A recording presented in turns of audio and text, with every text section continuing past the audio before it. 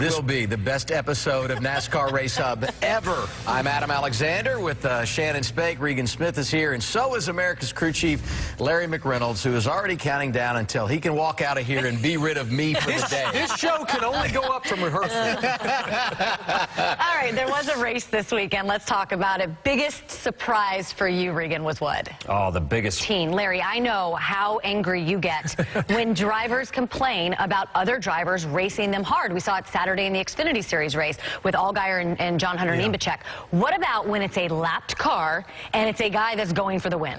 Yeah, and just to iterate, Kyle Larson to a level that Kyle Larson has never been pushed before, and that's clear so far. Yeah, see, I'm fascinated with the Matt McCall-Kurt Busch joint merger, right? Because he's already said that after race number 2, they've gelled together. We know Matt is a racer himself. How important is that for Kurt to have someone who speaks the same language as him? Yeah. We know that probably wasn't going to happen, Right. but some at home would probably ask why were all three of these guys pitting right next to each other? Well, this all started on Friday in qualifying because you pick your pits based on how you qualified. Martin Truex Jr., Cole Pern, they qualified 9th. They wanted that pit box that they chose because there was an opening behind them. Alex Bowman, Greg Ives, they qualified 16th. They felt like the box right behind Eric Almirola would be a good box to have, especially if Almirola fell out. And Joey Logano, Todd Gordon, qualifying 27th. They didn't have a lot to choose from. It just ended up being the perfect storm because of the way they were running on the racetrack.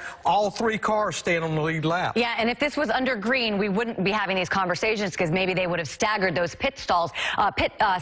Now, when we look at the pit stalls in Atlanta, that's something else that contributed to this, right? Huge, because from front to back, they're only 28 feet long. That's tied with the shortest on the schedule with several other tracks. That's that distance right there. That's how much you would have in front of the car and behind the car, but that's in the perfect world. If he's able to pull in that box perfectly straight, but with Logano having to go around Truex, he had to go in at an angle. With Bowman going around Logano, he had to go in an angle.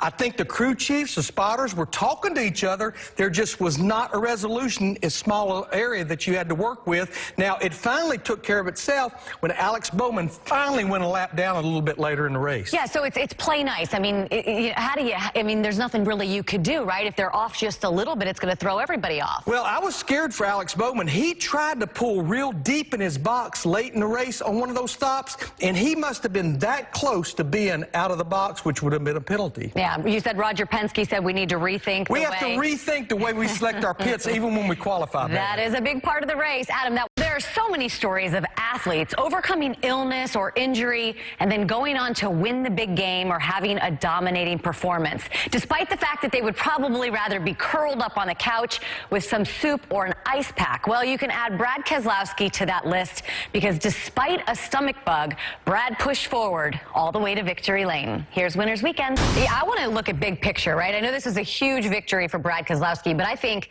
the entire weekend we were asking ourselves, what's wrong with Penske, right? I mean, we didn't see the speed. We certainly didn't see it in qualifying, and then they go out and they were able to do this, specifically get the victory. Well, I think Regan brought up earlier teams that came to Atlanta. And home early after a big win like that. There had to be a better way to tell him, we're done with you.